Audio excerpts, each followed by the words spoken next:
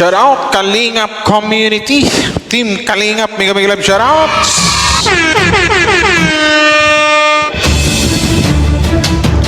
So ito na guys, no, another reaction po ang gawin natin ngayon na hindi doon sa mga isyong hindi matapos-tapos. So shout out Dr. Love, reaction lang kita in a nice way, in a good way. So ito lang, medyo nakitaan naman kitang simplang ka dito sa mga pinagsasabi mo. Bakit ganon? Nauuna ka pa doon sa mga taong dapat maunang magsalita. I don't know why. Pero bago tayo magsimula guys, suportahan po natin ang buong Team Kalingap sa pauna ni Kuya Val Santos Matubang, Kalingap Prabati na Vlogs, Jack Tapiat. Suportahan po natin mga Kalingap, solid Kalingap Reactors and Kalingap Charity Vloggers. So ito may napapanood naman akong mga actually bihira lang ko mag-content ng mga issue, no, mga ganito. Pero sige, magbigay din tayo ng reaction or sariling opinion at kuro-kuro dito sa mga narinig nating mga issue about naman dito kay Dr. Lab na may sinasabi na naman si Made at saka si Pade nagpaalam na daw. Well, sige, bigyan natin ng kung bakit ko ba nasabing mali na naman dito si Dr. Lab. Pero bago ang lahat guys, maraming salamat sa mga nag-like and share sa upload ko na ito in a nice way, in a good way. Daanin natin sa di ba? Alam mo, Dr. Lab, okay na sana yung yung dapat na nahihimik ka na lang or something like na hindi ka na nagsasalita ng mga ganyang kasi hindi bagay, unang-una hindi bagay sa'yo kasi sabi mo nga, nagcha-charity ka. So, dapat siguro ang laman ng mga channel mo, more on charity. Dapat hindi issue. Dapat puro na lang charity. Charity ka sa simbahan, ganito, ganyan. Pero, dawi ka kasi magsalita sa live mo. Sabi ko, something like na mapatanong ako sa aking kaisipan. Charity vlogger ba talaga to? Sorry daw, Dr. Lapa, pero wait lang, pakinggan ko lang kasi may na-play dito. Saan ba yon? Na pakinggan natin. Si Madi ay nagpaalam na rin. Ang pamilya ay nagpaalam na rin. Sagot na lang nila ang inaantay. Si Madi at saka si Padi nagpapaalam na daw. Sagot na lang ng ang inaantay. Sige, ipagpalagay natin to doon sa mga sinasabi ng mga reactor. Doon to nakabase talaga or nakapoint talaga. Huwag natin magpaligoy-ligoy pa. Doon talaga to. Dapat siguro, Dr. Lab, hindi mo na sinabi ng ganyan. Kasi in the very first place, wala kang karapatan na magsabi ng ganyan kasi unang-una hindi mo naman hawak si fiancé. Ganyan. Dapat siguro bilang respect na lang, hindi kahit sabihin natin alam mo na may alam ka sa mga ganyan sakyan ko lang yung sinasabi mo na si Madi at saka si Padi magpapaalam na, which is dito sa Kalingap wala namang iba diba? Dapat hindi mo na sinabi kasi unang-una dito, ikaw lang yung nagbibigay or nagbubukas ng mga daan ng mga libo-libong mga bashers or something like na ikaw lang yung gumagawa ng paraan or ng dahilan para magkaroon ng bashing dito sa family ng babae or ni V or si V mismo ang mababas. Sana guys, wag niyong i-bash ang family ni Viancy Maling-mali. Kasi ano na lang ang sasabihin ng ibang mga fan. Malamang mga negatibong comment talaga ang matatanggap ng pamilyang ito nang dahil dyan sa pinagsasabi mo. Na in the very first place, nabubulol ako sa English ko. Hindi ikaw dapat na magsabi ng ganyan. Dapat naghintay bilang respect na lang sana sa family, kundi lalong-lalo dito kay Kalingap Prab at saka kay Kuya Val Santos Matubang. At saka bilang respect na din siguro, sakyan ko ulit yung sinasabi mo na nagpaalam na yung respect pa, yung maayos na paalam, kung sakaling totoo yung sinasabi mo kasi kung pakinggan natin dito, ang sinasabi mo dito, naghihintay na lang reply. So, ibig sabihin, through text or chat, ang ginawa nilang paalam. So, medyo for me, yon sa madaling salita, kabastusan yon. Kasi alam naman natin na how many years na sila na ng Kalingap, di ba? Hanggang sa napagawa ng bahay, natapos yung bahay, nag-vlog, nag-ito, ganyan, bla bla bla, etc. etc. So, madadaan lang ba yun or matatapos lang ba yun or something like pwede pa lang mamaalam or mag-say goodbye through chat lang? Maling-mali.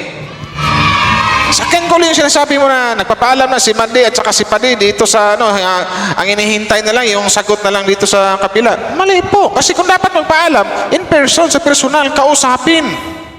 Magpaliwanag. Hindi dapat sa chat. Opinion ko lamang yun at sariling ko yun. Sariling reaction ko yun Bilang respeto na lang din sa Kalingap, di ba? Pero sa'yo,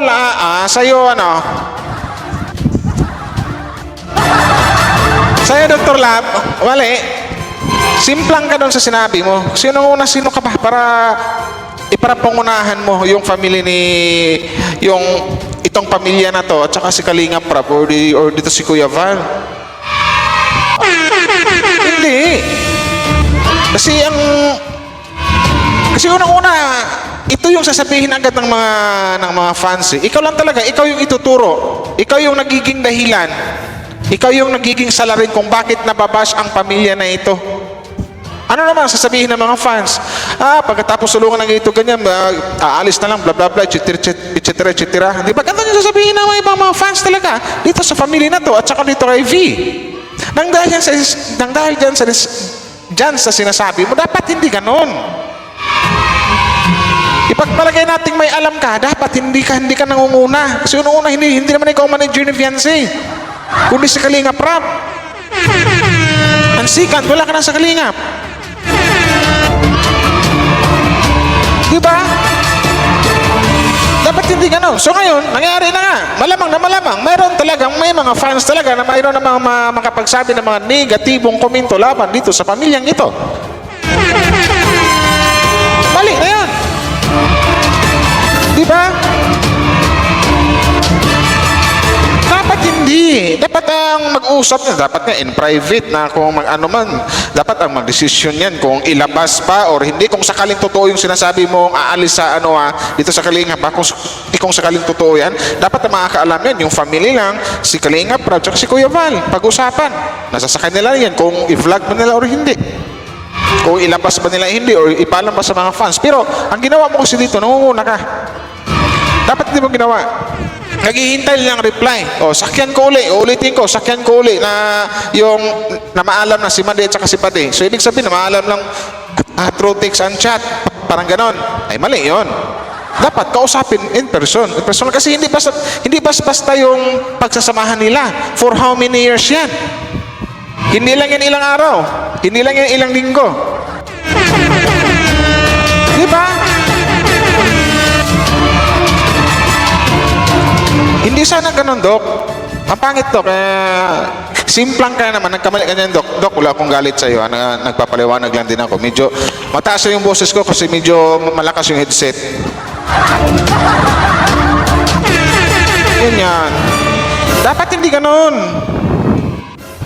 Kasi nagtataka rin ako nung nakaraan nga. Yan yung lagi mong thumbnail for how many months yun. Yung nasa Kalingap pa, yan yung lagi mong thumbnail. Tapos ngayon, ang tawag mo, baby boy na lang. Dapat iniisip mo rin yung mga taong nakatulong sa'yo na sumahod ka, lumaki ang channel mo, nagkaroon ka ng maraming supporters, nagkaroon ka ng sponsors. Yun dapat, sa Kalingap pa, hindi mo nga hindi mo nga iniisipin Dapat ka na, balik na ito sa nung sinabi yung nagpaalam na si Mandy at saka si Padi. Doon, Dok, simplang ka, maling-mali ka doon. Dapat hindi ikaw ang nauna. Nagsabi na ganoon kasi ang iniingatan natin dito at alam ko namang iniingatan mo na hindi mabash si V at ang kanyang family. Pero nang dahil sa ginawa mo na sinasabi mong ganito ganyan na nagpapaalam na si Mandy at saka si Padi, hinihintay nila yung reply or sagot dito sa so anong mangyayari? Sino ang mababash dito? Ikaw ba? Or yung taong kinontent mo? Ikaw ba ang kawawa dito? Ikaw ba ang mabash dito? Hindi. Kundi yung family na yun. Na yung sinasabi mo si Mandy at saka si Padi. Kung concern ka, dapat nag-isip ka bago ka nagsalita. Kung concern ka sa family na to, kung mayroon kang malasakit, dapat hindi ka nagsalita ng ganyan. Kung sakaling may alam ka, dapat nagsipir ka muna ng mouth mo. Hinayaan mo na muna ang dumating yung tamang panahon na mag-usap yung family, tsaka si Kalinga Prab at tsaka si Kuya Val. Kasi sa nangyari ngayon, talagang mayroon na talaga yan. Mababash talaga. Nang dahil sa sinabi mo. Tsaka about sa paalam, hindi yan pwede through text or chat. Ang tagal lang pinagsamahan nila. Yung mga banding nila, di ba? Alam ko namang alam mo yan. Mga ganyang kasi medyo medyo masila ng usapan yan. Pag mga ganyang usapin, medyo masila yan. Dapat in person talaga yan. Personal na mag-uusap, hindi lang basta sa chat or kahit nga sa video call, hindi. Dapat personal para magpaliwanag ka ano ang dahilan, bakit alis ka, ganito, ganyan, bla bla bla, etc. etc. Kasi kung intindihin natin yung sinabi mo, parang sinabi mo dito, magpaalam lang sa chat o sa text, hinihintay na lang yung sagot. Doon pa lang mali na, dapat hindi ka nagsalita ng ganon. Kasi nang dahil sa ginawa mo, ikaw yung pwedeng ituro dito kung bakit maraming nang babash dito sa family na to. Kung literal na mahal mo ang family na to, kung may malasakit ka, may concern ka kay V at saka sa family niya, dapat hindi ka nagsalita ng ganyan. Ikaw lang din pwedeng ituro dito kung bakit mababash ang pamilyang ito. Wala nang iba. Tsaka unang-una, the very first place, hindi ikaw ang manager ni Viancy, kundi si Kalinga Prab. Dapat hinayaan mo na si Kalinga Prab at saka yung family ni V pag-usapan yung mga ganyang bagay kasi medyo masilan yan. Kasi alam mo na for how many years din na magkasama yan sila. Diba? Dok, ulitin ko, hindi ko galit sa'yo. Medyo plakda or simplang ka lang sa mga pinagsasabi mo. Kasi dito, ang feeling mo dito, parang ikaw na yung may-ari kay Viancy. Ikaw na yung manager eh. Huwag mong kalimutan na Kalingap ang nakatulong dyan. Kahit ikaw natulungan ng Kalingap. Ulitin ko, wala kong galit si Doc. Na medyo simplang ka lang sa mga sinasabi mo. Si Madi at saka si Padi, nagpaalam na eh. Hinihintay nila yung sagot. Diba parang sagwa, parang ang dating na parang So kung malaman or mapakinggan or mapanood ng ibang mga fans yan, ano na lang ang sasabihin ng mga fans dito sa family na to, dito sa pamilya na ito, na dapat hindi inilabas yan kahit sabihin alam mo, kahit pa sabihin nating may alam ka. Kasi dapat ang mga pag-alam niyan, makapag-ayos niyan ng mga ganyang senaryo between Kalinga Prab at saka sa pamilya ni Viancy. Hindi ikaw. Ang ginawa mo lang yun, Doc, ang ginawa mo ngayon, parang nangaakay ka ng mga basher para i-bash ang family na to. Ganun ang nangyari. Mga negatibong komento talaga ang matatanggap ng pamilyeng to nang dahil sa ginawa yung sa sinabi mo sa live. Saan yan? Ulitin nga natin yan. Dito na lang kay Jason Albasan, pakinggan natin. Saan yan? I've been Ito. playing this puzzle game. Ito, pakinggan natin uli guys. Mali! It's simple. Sana yan. but May ads pa. Sana dito. Anyway, Ito, pakinggan natin to. Si Madi ay nagpaalam na rin. Ang pamilya ay nagpaalam na rin. Sagot na lang nila ang inaantay. Nagpaalam na rin. Dahil ayaw na nila sa gulo. Di ba? Ayaw sa gulo. Pero nang dahil sa sinabi mo, Dok, magsimula ang gulo nang dahil dyan sa binalita mo. okay guys. Si Madi Ganyan. ay nagpaalam na rin. Ang pamilya ay nagpaalam na rin. Sagot na lang nila ang inaantay. Nagpaalam na rin. Dahil ayaw na nila sa gulo. Di ba? Mali ito. Anong ayaw sa gulo? Wala naman talagang gulo eh. Nagsimula ang gulo nang dahil sa inyo. Yun yung totoo. Ngayon pwede nang sabihin. Alam na ng karamihan tuloy. Alam na ng karamihan. Hindi na kailangan i-explain na matagal. Nababash ang pamilyeng to nang dahil din sa mga ginagawa mo. O ano ang sasabihin ng mga fans? Ano ang iisipin ng mga fans dito sa family na to? Ay, alis na pala sa Kalingap. Ay, ang bastos naman. Bakit parang ang dating yan, nagpapaalam sa chat lang, pagkatapos pabahayan, bla bla bla, etc. Ganun yung iisipin ng mga fans eh. Naghihintay na lang ng sagot. Ang ibig sabihin nito, parang sa chat lang or nag-text lang na, Kalinga Prab, Kuya Bal, alis na kami. Lalayas na kami dito sa Kalinga. Parang ito lang yung dating. Dapat hindi ganun. Dapat formal dapat magpaalam. Diba? In person. Makipag-usap kasi medyo masilan yan eh. Mga ganyang scenario for me, masilan yan. Iwan ko lang sa inyo. Comment down below. Mali. Ikis ka dundok. Ulitin ko, ikaw mismo ang nagbukas ng pintuan ng mga basher para mabas ang family na ito. Dangda sa sinabi mo, mababash sila. Sana hindi guys. Huwag niyo i-bash ang family ni V at saka si B. Huwag niyo i-bash. Sabi tanita mo, Dok, hindi ikaw ang masasadlak dito sa bashing eh. Kundi ang family na to, hindi ikaw. Pero ikaw yung na ganyan. Ikaw yung nagsalita. Nag-gets mo ba yung point ko, Dok? Ulitin ko, Dok, ha? Hindi kita inaaway dito. Reaction lang. So yun na guys, no? Maraming salamat po sa inyo. Nagpaalam na nga ba? So, hintayin natin for how many days, for how many hours. Baka malaman natin buong kasagutan kung totoo bang nagpaalam na daw si Madi at saka si Padi dito kay, alam niyo na kung sino. Hinihintay na din yung sagot. So, ibig sabihin, nag-chat lang or text, something like that.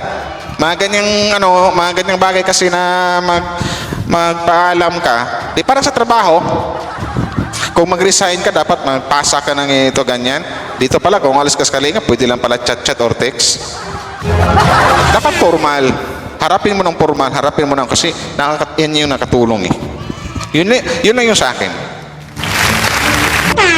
Maraming salamat po sa lahat sa mga nakikinig, sa mga nanonood. Maraming salamat sa mga nag-like and share. Thank you very much po. Dr. Lab, shout out. Hindi po kita binabash, nagre-react lang ako. So medyo simplang ka doon sa ginawa mo. Yun lang. Kung sakaling totoo man yan, dapat hindi mo na sinabi. Dapat hindi mo pinangunahan si Kalinga Prab, Kuya Val at saka ang family ng babae or ang family ni V. So maraming salamat po. Hanggang dito na lang. Salamat!